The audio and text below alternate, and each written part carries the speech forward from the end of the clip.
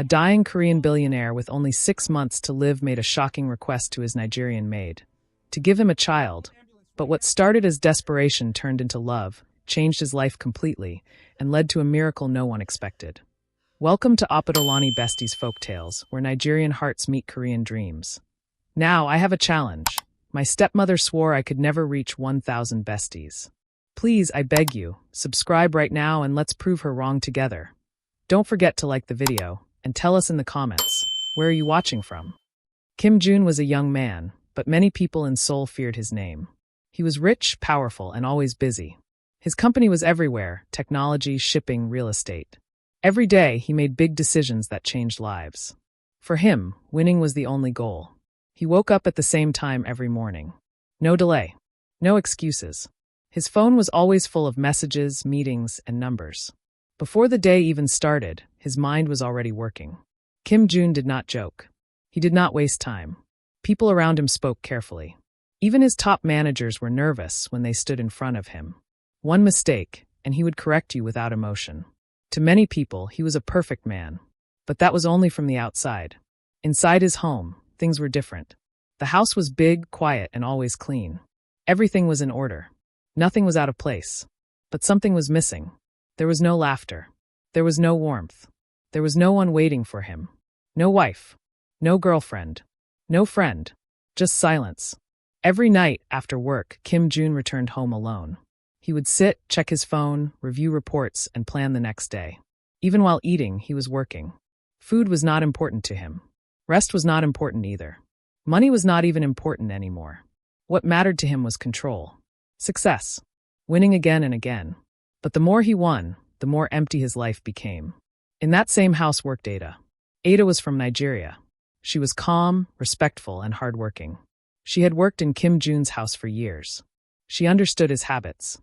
She knew when he would leave, when he would return, and how he liked things done. But Ada also noticed something others did not. Kim Jun was always alone. She saw how he ignored his food. She saw how he stayed awake too long. She saw how he never smiled. Sometimes she wanted to speak. Sometimes she almost did. But she always stopped herself. Still, she cared. One morning, she placed his breakfast on the table as usual. Fruits, tea, simple food. Kim Jun walked in, already dressed for work. His eyes were on his phone. "Sir, your food is ready," Ada said softly. He looked at the table for a second, then back at his phone. "I don't have time," he replied. He turned to leave. Ada hesitated, then spoke again. "Sir, even strong people need to eat." He paused. For a brief moment, there was silence. Then he picked up a piece of fruit. "Just this," he said. Ada gave a small nod. It was not much, but it was something. And for the first time in a long while, someone had made Kim Jun pause. That morning stayed in Kim Jun's mind longer than he expected. It was a small moment. Just a piece of fruit. Just a few words. But it felt different. As his car moved through the city, his phone kept ringing. Meetings, numbers, decisions. Everything continued as usual. Yet, for a brief second, he remembered Ada's voice. Even strong people need to eat. He shook his head slightly and returned to work. By the time he got back home that night, it was late. Like always. He walked in, loosened his tie, and sat down without a word. His phone was still in his hand. Emails, reports, messages. It never stopped. A few minutes later, Ada walked in quietly with his dinner. "Sir, your food," she said. He didn't look up. "Leave it." She placed it on the table, but did not leave. Kim Jun noticed. "You can go," he said. Ada hesitated. "Sir, you did not eat lunch." He finally looked at her. "How do you know?" "You always skip when you are busy," she replied simply. He said nothing. She continued, calm but firm.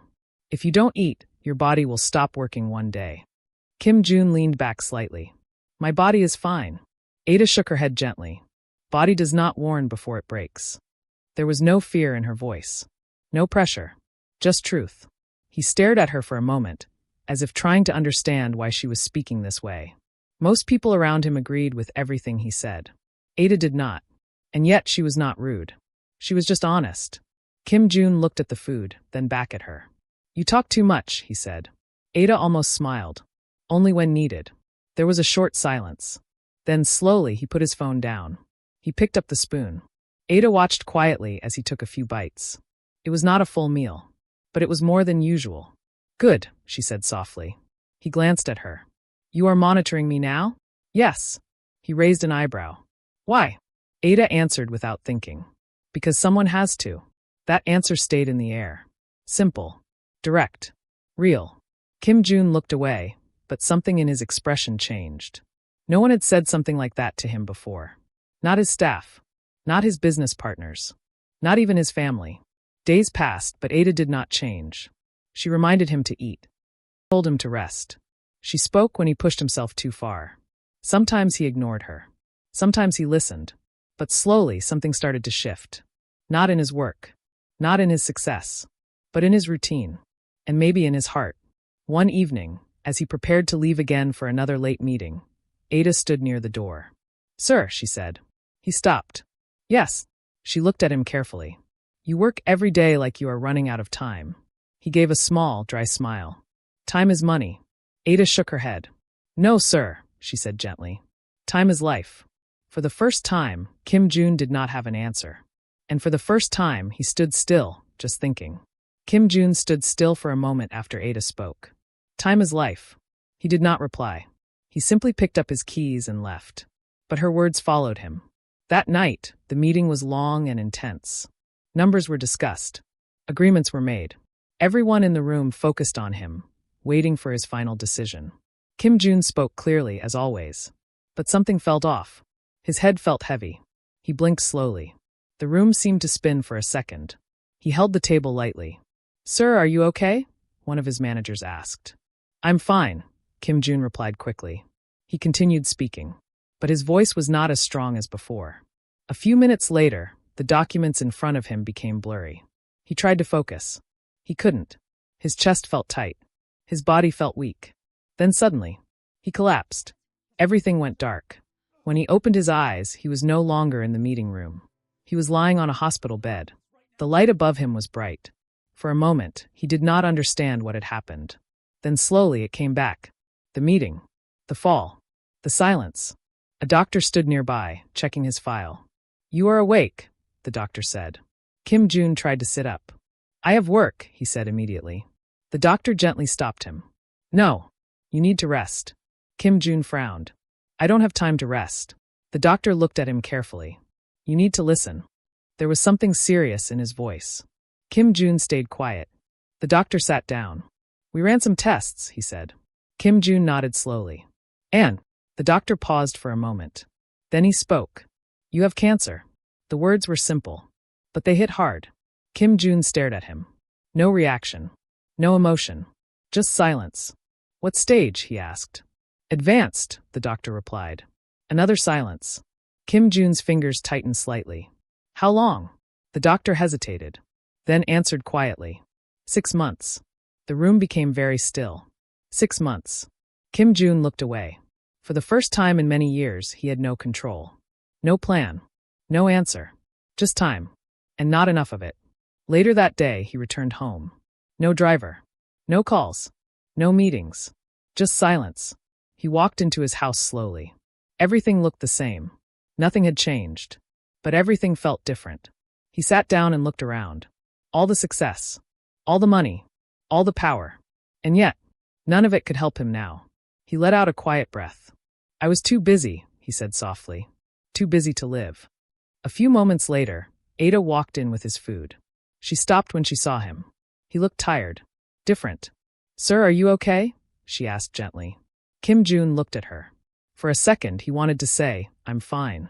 But the words did not come out. Instead, he looked down. And for the first time, he said nothing. Ada stood still, waiting. Kim Jun's silence told her everything was not okay. She slowly placed the food on the table and moved closer. Sir, she said softly. He still did not speak. She watched him carefully. His face was calm, but his eyes were heavy. What did the doctor say? She asked. Kim Jun let out a slow breath. Then he spoke. I am dying. The words were quiet, but they were clear. Ada's eyes widened slightly. Dying, she repeated. He nodded once. Cancer. 6 months. For a moment, she said nothing. Then she sat down across from him. No, she said gently. Kim Jun looked at her. No, he asked. She shook her head. You will not die like that. He almost smiled. The doctor already said it. Ada did not argue. She only said one thing. Doctors are not God. The room became quiet again. This time, the silence felt different. The next morning, news had already spread. Kim Jun did not tell anyone. But somehow people knew. By afternoon, visitors started arriving. Relatives. People he had not seen in years. They came into the house with serious faces and slow voices. Kim Jun, we heard what happened. We came to support you. We are family. But their eyes told another story. Ada watched them closely. She said nothing. Later that day, Kim Jun rested in his room. The door was slightly open. Voices came from downstairs. His relatives were talking. Loud. Careless. He could hear everything. This house is too big for one person, one said. Yes, another replied. We should manage it well. And the company, someone asked. We will divide it. Of course. Kim Jun's face did not change. But his eyes slowly opened. They cannot waste everything, one voice continued. I will take the main business, another said quickly. You don't even understand it. I can learn. They argued. They laughed. They planned. As if he was already gone. Kim Jun closed his eyes slowly. Not from pain. From disappointment. No one asked, are you okay? No one said, stay strong. No one cared. A few minutes later, Ada walked upstairs. She knocked softly and entered. She saw him lying there, quiet. But something was wrong. Sir, she called gently. No answer. She stepped closer. Then she noticed. A tear rolled down his face. Ada's heart tightened. She sat beside him without hesitation. Sir, she said softly. This time he spoke. They're already sharing my life. Ada did not look surprised. I know, she said. He opened his eyes and looked at her. You heard them? Yes. He let out a weak breath. They didn't even ask how I feel. Ada's voice was calm. Some people only remember you when there is something to gain. Kim Jun said nothing. Ada reached for a cloth and gently wiped his tear. You are still here, she said. He looked at her quietly. And I am here too. For the first time since the hospital. Kim Jun did not feel completely alone. Kim Jun looked at Ada quietly. Her words stayed with him. You are still here. And I am here too. That night, he did not sleep well. Not because of pain, but because of thoughts. His family's voices echoed in his mind. We will divide it. I will take the company. He turned slightly on his bed. Everything he built, all his years of work, would end like that? No. The next morning, Ada came in with his food again. Sir, you need to eat, she said gently. He sat up slowly. This time, he did not argue. He took the spoon and ate quietly. Ada watched him for a moment, then nodded. Good, she said. There was a short silence. Kim Jun placed the spoon down. Ada, he called. Yes, sir? He hesitated. It was not easy for him to speak like this. But he continued. You have been here for a long time. Yes. You have seen everything. Yes, sir. He looked at her directly. What kind of people are my family? Ada did not even think. They care about money more than people. Kim Jun gave a small nod. That is true. Another silence followed. Then he spoke again. If I die, they will destroy everything. Ada did not argue. That is also true. He looked down at his hands. For the first time, they felt weak. I worked all my life for this, he said quietly. And now, I have no one to leave it to. Ada stood still. She understood what he meant. But she did not speak yet. Kim Jun took a slow breath. Then he looked up at her again. This time, his eyes were serious. Ada, he said. Yes, sir? There is something I want to ask you. She tilted her head slightly. What is it? He paused. His heart was beating faster than usual. Not from sickness. From fear. Then he said it. Will you give me a child? The room went silent. Ada blinked. Once. Twice. She did not move. She was not sure she heard correctly. Sir, what did you say? She asked slowly. Kim Jun swallowed. I want a child, he said. And I want you to be the mother. Ada took a step back. Her mind was racing. Sir, I am your maid, she said. I know. You are my boss. I know. And you are asking me this? Yes. She placed her hand on her head. This is not a small question. I know, he repeated. She looked at him carefully. You are serious? Yes. Why me? She asked. Kim Jun did not look away. Because you are the only person here who cares if I live or die. Ada went quiet. Those words hit deep. He continued softly. You stayed. You helped me. You spoke the truth. He paused. My family is waiting for me to die. Ada looked down. She could not deny it. Then she looked back at him. And you think a child will fix everything? He answered honestly. No. Then why? Kim Jun took a slow breath. Because I don't want my life to end with nothing real. Ada said nothing. The room was quiet again. But this time, everything had changed. The room stayed quiet. Ada stood still, looking at Kim Jun. His words were still in her mind. I don't want my life to end with nothing real. She took a slow breath and began to walk slowly across the room. This was not something she could answer quickly. Kim Jun watched her. He did not rush her. For once in his life, he waited. A child, Ada said softly. She stopped and turned to him. Do you understand what you are asking? Yes, Kim Jun replied. She shook her head. No, sir. This is not business. I know. This is life. I know. This is a child that will grow, feel, and ask questions. Kim Jun stayed calm. I understand. Ada looked at him carefully. You may not even be here to see that child grow. Those words were heavy. Kim Jun lowered his eyes for a moment. Then he said quietly, I know. Ada folded her arms. And what will people say? I don't care, he replied. They will say I used you. I don't care. They will say I planned it. I don't care. She looked at him for a long moment. You really don't care? No. Ada walked closer. Then answer this, she said. Why do you really want this child? Kim Jun did not speak immediately. He searched for the right words. Then he said slowly, Because I am afraid. Ada blinked slightly. Afraid? She asked. Yes. He looked at her. Afraid that everything I built will mean nothing. He paused. Afraid that when I am gone, no one will remember me for who I was. Ada's expression softened. He continued. I have money. I have power. He gave a small, weak smile. But I have no one. Ada looked down.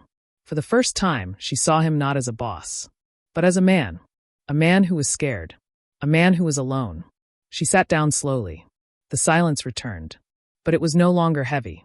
It was thoughtful. After a moment, she spoke. If I agree, she began. Kim Jun looked up quickly. She raised her hand slightly. Let me finish. He nodded. If I agree, she continued, it will not be because of your money. I understand. It will not be because you are my boss. I understand. It will be because I choose to. Kim Jun nodded again. Yes. Ada took a deep breath. Then she looked straight at him. Okay, she said. Kim Jun froze. Okay, he repeated. Yes. For a second, he could not believe it. You mean you agree? Yes, Ada said calmly. Then she added, but I have one condition. Anything, Kim Jun said immediately. Ada's voice became firm. If you live. He held his breath. You must take responsibility for this child. Kim Jun frowned slightly. Of course I will. No, she said. Not just money. He stayed quiet. You must be a father. Her words were clear. Strong. Real. Kim Jun looked at her for a long moment. Then he nodded slowly. I promise. Ada studied his face. Then she gave a small nod.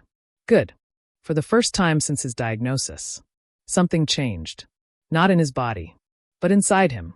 Hope had entered his life. Kim Jun felt it the next morning. For the first time in many days, he woke up before his alarm. Not because of work, but because his mind was calm. He sat up slowly. His body was still weak. But something inside him felt different. Lighter. A few minutes later, Ada walked in with breakfast. Good morning, sir, she said. Good morning, he replied. She paused. That was new. He had never said it back before. Ada placed the tray in front of him. Eat, she said. Kim Jun looked at the food. Then he picked up the spoon. No argument. No delay. He started eating. Ada watched quietly. After a few bites, she nodded. Good, she said. Kim Jun looked at her. You sound like a teacher, he said. Ada gave a small smile. And you behave like a stubborn student. For a moment, Kim Jun paused. Then, he smiled. It was small, but real. The days that followed were different. Not perfect, but different. Ada stayed close to him. She made sure he ate. She made sure he rested. She made sure he did not push himself too hard. And slowly, Kim Jun started listening. One afternoon, he tried to stand up too quickly. His body lost balance. Before he could fall, Ada held him. Careful, she said. I am fine, he replied. You always say that, she answered. He looked at her. You don't believe me? No. He almost laughed. Later that day, he sat quietly while Ada arranged his room. You are always doing something, he said. Yes. You don't get tired? I do. Then why don't you stop? Ada looked at him. Because you need help. The answer was simple. But it stayed with him. That evening, Ada brought him food again. Finish everything, she said. That is too much, he replied.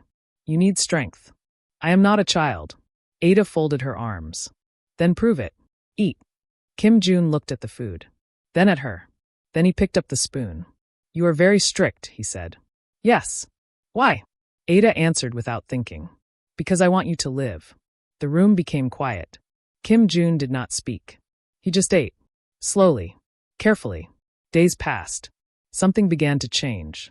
Not just in his routine, but in his heart. The house no longer felt as empty as before. There were small conversations. Short moments. Simple laughter. One evening, Kim Jun sat by the window. Ada stood nearby. Ada, he said. Yes. I think something is changing. She tilted her head. What? He looked at her. I don't feel alone anymore. Ada did not reply immediately. Then she said softly, You are not alone. Kim Jun nodded. For the first time since he heard the doctor's words. He was no longer counting how little time he had left. He was starting to feel something else. A reason to keep going. A reason to fight. Hope. Hope. That was what Kim Jun felt. But soon it began to change into something more. The days became easier. Not because he was fully healed, but because he was no longer facing everything alone. Ada was always there. Talking. Guiding. Sometimes correcting him. One morning, Kim Jun tried to stand without help. He took 2 steps. Then stopped. Ada was watching. Good, she said. I told you I am strong, he replied. She shook her head. You are improving. Not strong yet. He smiled slightly. You don't praise me.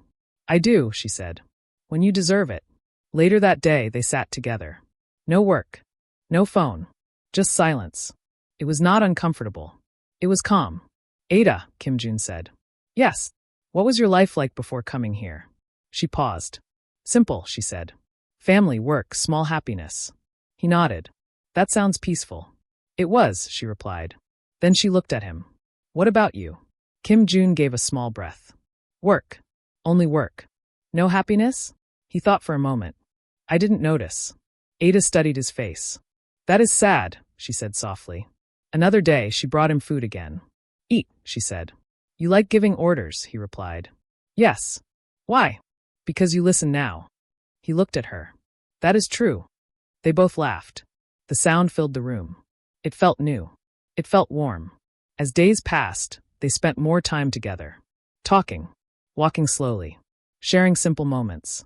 Kim Jun began to notice things he had never noticed before. The way Ada spoke calmly. The way she cared without asking for anything. The way she stayed, even when things were hard. One evening, they sat close again. The room was quiet. But their hearts were not. Kim Jun looked at her. Really looked. Then he spoke. Ada. Yes. I think something is happening. She tilted her head. What? He hesitated. Then said it. I think. I am falling in love with you. The words were simple. But they were real. Ada froze for a moment. She looked at him carefully. You are sick, she said. Yes. You are emotional. Yes. You might be confused. Maybe. There was a short silence. Then Ada smiled softly. Good, she said. Kim Jun blinked. Good. Yes. She stepped a little closer. Because I think. I am falling in love with you too. For a moment, neither of them moved. Then slowly, Kim Jun reached for her hand. She did not pull away. Everything felt quiet. But full. No fear. No pressure. Just truth. That moment changed everything. What started as a request had become something real. Something deep. Something they did not plan. Love. And for the first time, Kim Jun was not afraid of losing time. He was finally living inside it. He was finally living inside it. Not counting time. Not fearing the end. Just living. The days that followed felt different again. Not just calm. Not just hopeful. But full. Kim Jun smiled more. He spoke more. He even laughed without thinking. Ada noticed it. You are changing, she said one morning. Kim Jun looked at her. Is it bad? She shook her head. No. It is good. They continued their quiet routine. Simple meals, short walks, soft conversations. But something else was changing too. Something Ada had not spoken about yet. One morning, she stood alone in the bathroom, holding a small test. Her hands were still, her eyes fixed on it. She waited. Seconds felt long. Then, 2 lines. Clear. No mistake. Ada covered her mouth. She sat down slowly. I am, she whispered. She could not finish the sentence. But she knew. Later that day, Kim Jun was sitting quietly. He had a file in his hand, but he was not reading it. His mind was somewhere else. Ada walked in. She stopped, then started pacing slowly, back and forth. Kim Jun watched her. Ada, he said. Yes. Why are you walking like that? She stopped. I need to tell you something. He sat up. Is it serious? She nodded. Yes. He became alert. Tell me. Ada took a deep breath. Then she said it. I am pregnant. Silence. Kim Jun blinked. Once. Twice. He stood up quickly. Pregnant, he repeated. Ada nodded. Yes. He looked at her. Then he laughed. Not softly. Not slowly. But fully. Ada, he said. She watched him carefully. I am going to be a father, he said. Yes, she replied. He stepped closer. I am going to be a father. He smiled like someone who just found life again. He pulled her into a gentle embrace. For a moment, everything else disappeared. The sickness. The fear. The past. Days later, Kim Jun went back to the hospital. It was time for another test. Ada waited quietly. He sat in front of the doctor. The doctor looked at the results. Then looked again. His face changed. Kim Jun noticed. What is it? He asked. The doctor looked up slowly. This is unexpected. Kim Jun's heart beat faster. Tell me. The doctor spoke clearly. The cancer is gone. Silence. Kim Jun stared at him. Gone, he asked. Yes. No trace, the doctor said. Kim Jun leaned back slowly. He did not speak. He did not move. Then, he smiled. When he returned home, Ada was waiting. He looked at her. She looked at him. You are okay? She asked. He nodded. Yes. Then he said softly, we are both carrying life now. In that moment, everything became clear. This was not the end. This was a new beginning. This was not the end. This was a new beginning. Kim Jun stood in front of Ada. For a moment, neither of them spoke. Then he stepped closer. We are really starting again, he said softly. Ada nodded. Yes. There was no fear in her eyes. Only peace. The days that followed were filled with quiet joy.